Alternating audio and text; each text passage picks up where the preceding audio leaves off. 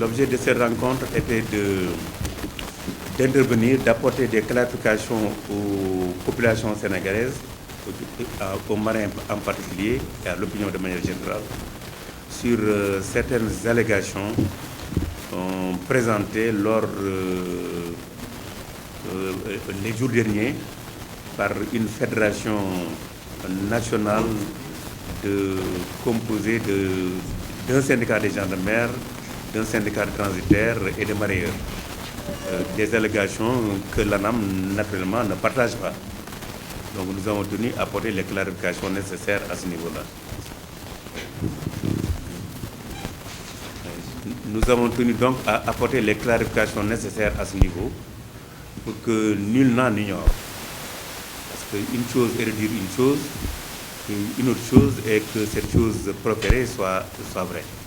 Si elle n'est pas vraie, je crois que l'obligation de tout un chacun, ici, nous-mêmes, la presse, c'est de rapporter les choses telles qu'elles sont. En tout cas, tout ce que nous avons dit ici, nous sommes prêts à apporter des preuves écrites de cela. Et je résume, l'accès au port est une question réglée. Quel était le problème de l'accès au port? Il y a eu un décret qui est intervenu en janvier 2015, 21 janvier 2015, et ce décret devait faire l'objet d'une évaluation par la garde côte des États-Unis un an après, c'est-à-dire en janvier 2016. Ça a été fait. Ce décret réglemente la question de la sûreté des navires et des installations portières au Sénégal, dont le port de Dakar. On ne peut pas parler d'un sujet plus actuel que celui-là, à la lumière de ce qui se passe dans la sous-région. Donc l'ANAM a la responsabilité, en vertu de la confiance que les autorités lui ont manifestée. Nous sommes en même temps autorité nationale de sécurité portière. Donc l'ANAM a la responsabilité de veiller au respect de ce décret-là. Qu'est-ce que ce décret dit? Ce décret crée un certain nombre de zones portières protégées, dont celui du port de pêche, qui n'a jamais été fermé aux marins sénégalais, à l'exception d'une partie du port de pêche qui mesure 10 mètres sur 50 mètres.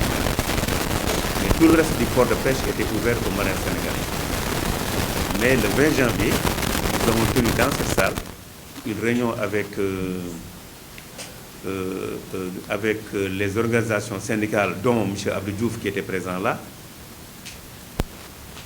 avec le port, et nous avions accepté, après un an après l'anniversaire de ce décret, un an après que ce décret ait été pris, que la garde-côte des États-Unis soit venue faire une évaluation en janvier dernier, 2016, positive.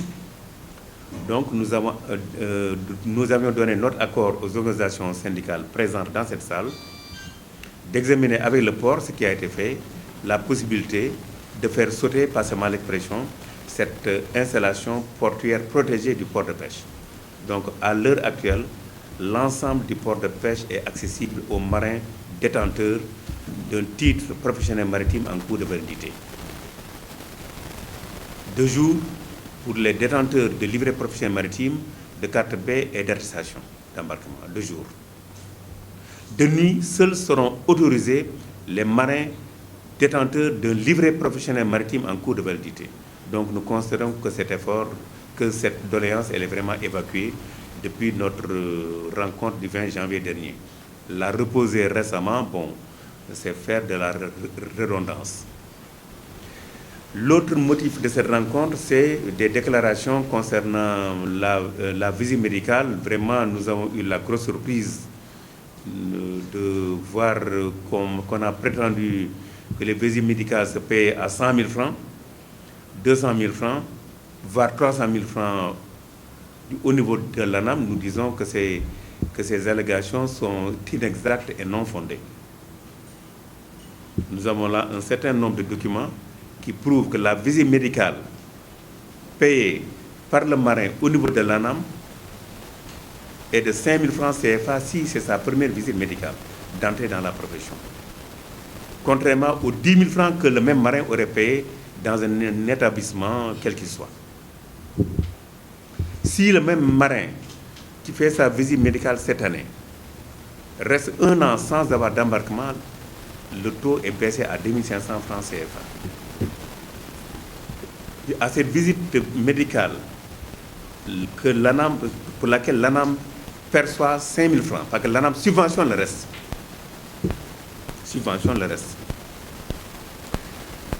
S'ajoute une radio et une analyse d'urine. Ces éléments sont obligatoires sur la base de l'article 40 du décret qui organise la médecine du travail. Les marins ne font pas exception aux travailleurs. Ce décret impose obligatoirement une radio et une analyse d'urine qui sont payés 5 000 francs CFA pour la radio et 1 000 francs pour l'usine. Nous avons également des pièces. Donc on est vraiment très loin de ces 100 000, 200 000, 300 000 francs peut-être brandis et sûr que les marins qui ont dû entendre ça ont dû être les premiers à se dire mais dans quel pays sommes-nous finalement, pour reprendre une expression récemment utilisée.